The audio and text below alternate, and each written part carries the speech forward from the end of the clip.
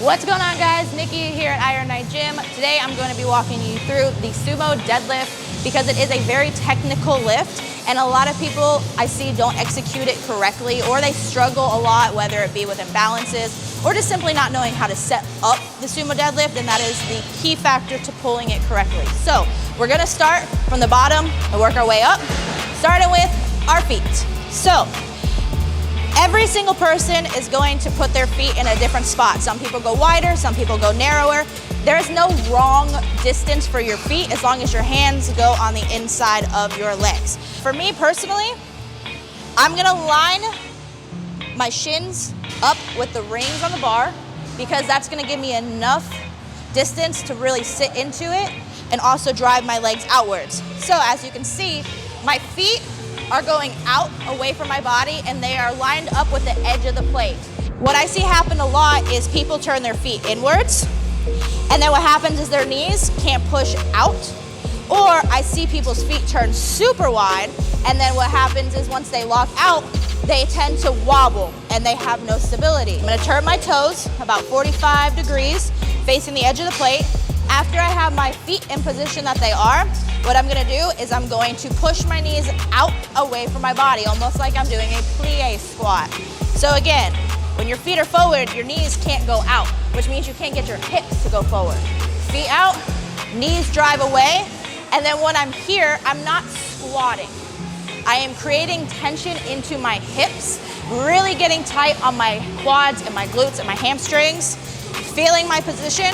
And then from here, I'm going to reach down to the bar, not really hinging. Create long arms. Once I have my first arm in position, I'm actually going to lock my lats and get tight. That way, all I have to do with this hand is reach and pull upwards. Now, as you can see, my hips are still a little bit higher than my knees, meaning I'm not here. Because what happens if I pull up here, my hips are gonna whoop, and then I'm gonna follow with it. So, push your knees out, reach, really get tight. Once you're here, you're going to open your chest and put your butt forward, squeeze at the top. I like to think of a teeter-totter. So when my butt goes forward, my back and my chest comes up, almost like this effect. From the top, feet out, knees push away, reach. From here, I am tight in my back, meaning I don't have this. A lot of times I see this on sumos, meaning that they're not pulling slack and they have no tension in their upper back. You get tight, hips go forward, chest comes up, and you squeeze your ass at the top. Showing you a no-no form of a deadlift. That way, if you see yourself doing it, you can correct yourself. Feet forward, knees going out instead of out, or forward instead of out. Not getting tight in your back. And you notice how I'm a lot more forward? I can't get upright, and that's what a sumo is.